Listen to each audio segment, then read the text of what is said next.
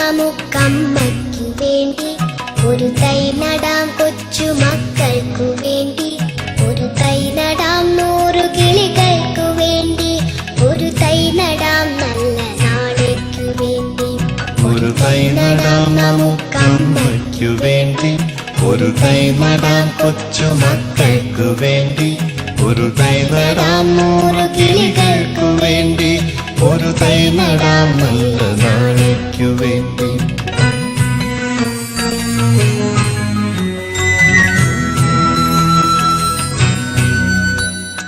ഇത് പ്രാണവായുവിനായി നടുന്നു, ഇത് മഴയ്ക്കായി തൊഴുന്നു.